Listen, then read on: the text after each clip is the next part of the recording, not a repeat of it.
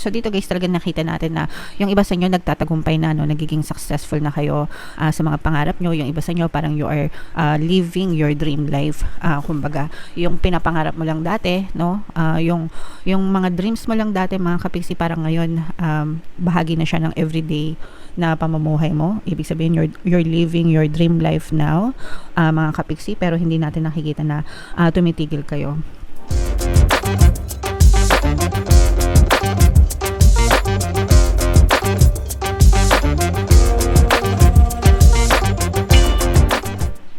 Hello guys, hello mga kapiksi, welcome back to Pinay Pixie Tarot. Ang pamagat ng episode natin for tonight is Past, Present, Future.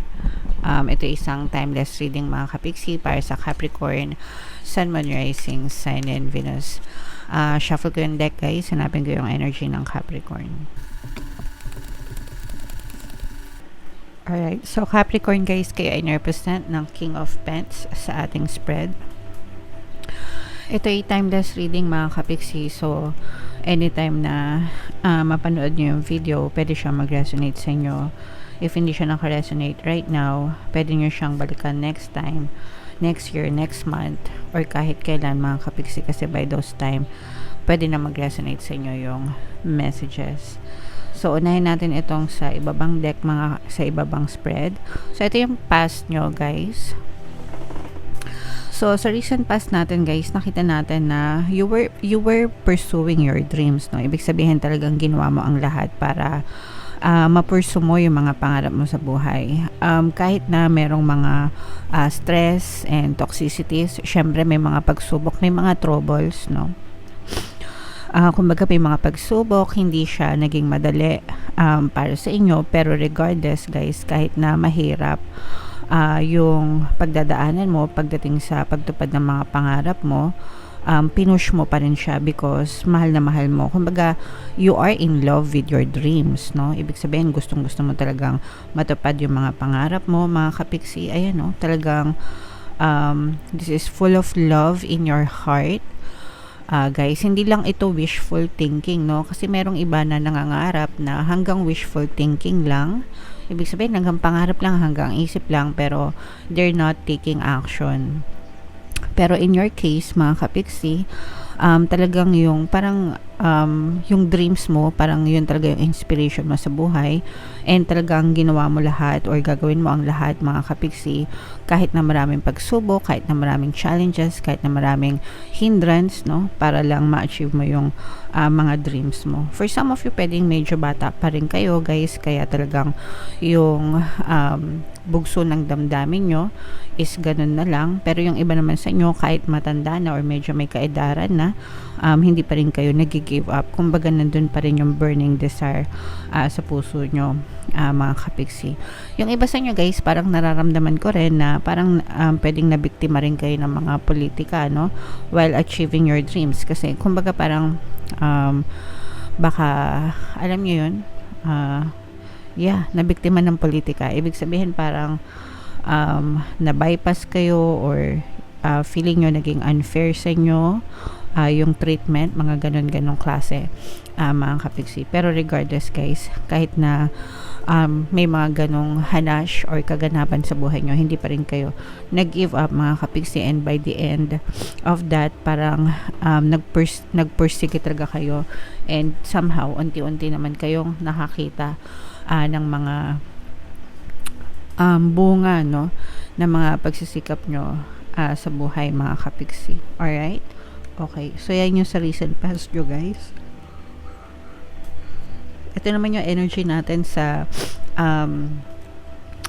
sa inyong present situation. So meron ditong presence ng air sign, Aquarius, Gemini, Libra, at saka water sign, Cancer, Pisces, Scorpio. So dito guys, talaga nakita natin na yung iba sa inyo nagtatagumpay na, no, nagiging successful na kayo sa mga pangarap nyo. Yung iba sa inyo parang you are living your dream life.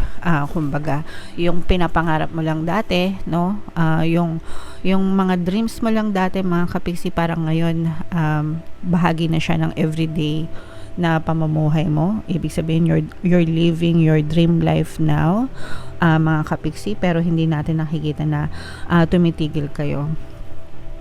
Although may mga parang feeling ko guys, parang meron din kayo mga disappointment somehow na parang naiisip nyo you could have done better. Ibig sabihin baka mas maganda pa sana yung magiging resulta kung mas ginalingan mo pa or mas I don't know, nag-effort ka pa.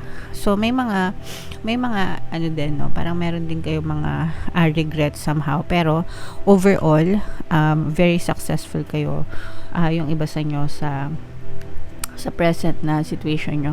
And hindi lang sa pangarap, no, parang ngayon meron na kayong time mga kapiksi para sa love life nyo. Yeah. So love life na kayo mga kapiksi, kasi maganda na yung energy nyo. Kumbaga inuna nyo muna yung sarili nyo mga kapiksi, yung pangarap nyo sa buhay, and nasa magandang state na kayo right now pagdating sa mga dreams nyo. And ngayon naman parang mas nakafocus naman kayo, hindi naman sa mas nakafocus, pero meron na kayong time for love life, meron na, kumbaga maganda, ano na siya guys, balance na siya, no? So maganda na yung kabuhayan nyo dahil dun sa mga dream life nyo. At the same time, maganda din yung love life nyo, romantic energy nyo. And hindi lang sa romantic energy guys, no, actually even sa love relationship in general, as in maraming tao mga sumusuporta sa'yo, maraming tao na tumutulong sa'yo, ganyan. And you are also serving as an inspiration, no, to other people. Ibig sabihin nakakapag-inspire ka rin ng ibang tao dahil sa sarili mong success story mga kapiksi. So maganda yon na nakakapag-inspire kayo ng ibang tao guys.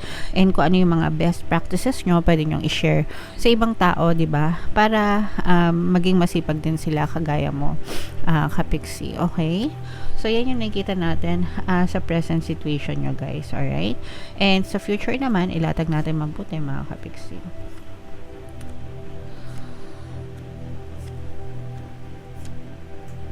Sa future nyo guys, no, maaring may mga mag-ingat kayo sa mga pag-try ng mga bagong pag-attempt ng mga bagong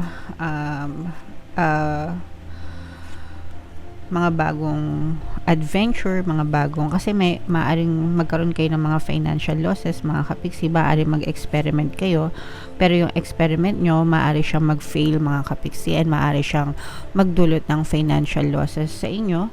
And maaring sumakit yung ulo nyo mga kapiksi. So okay lang naman guys na mag-take kayo ng risks, no?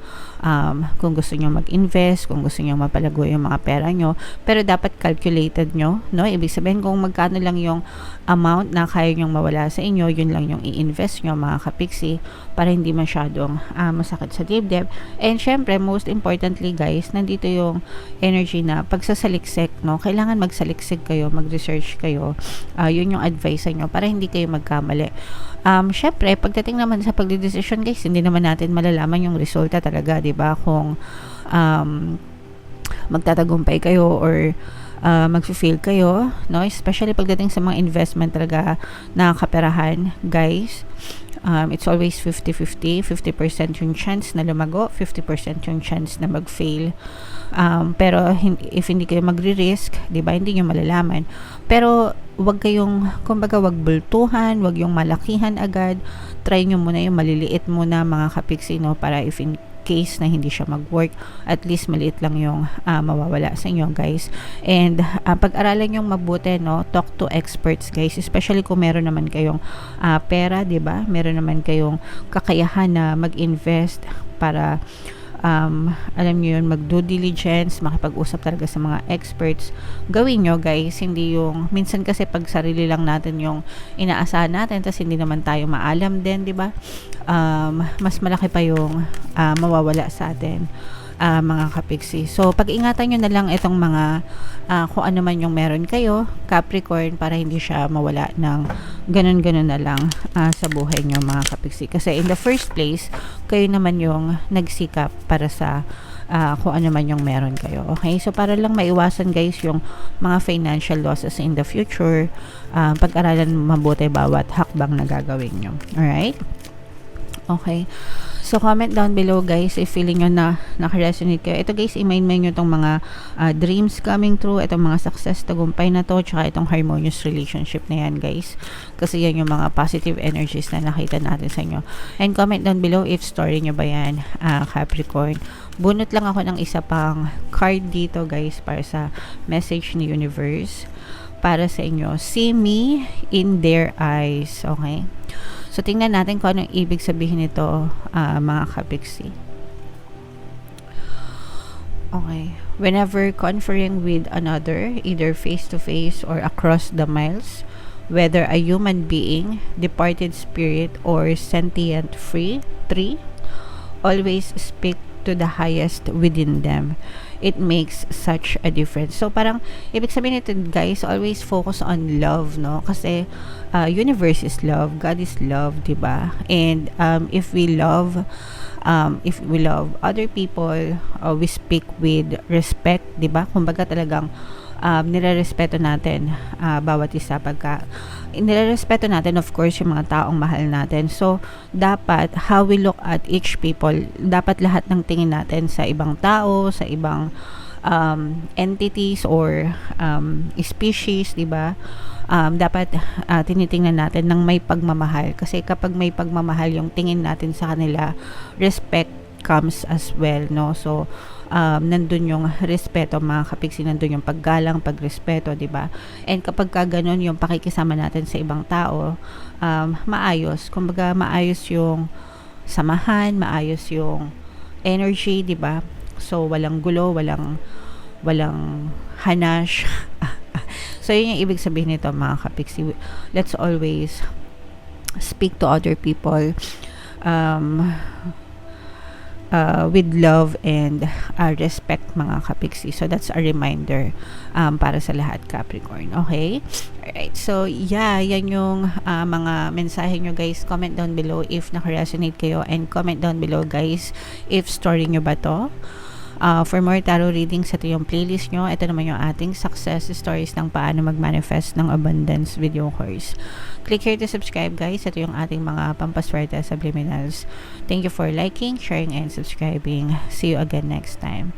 I love you all, mga kapiksi. Have a nice day. Bye-bye.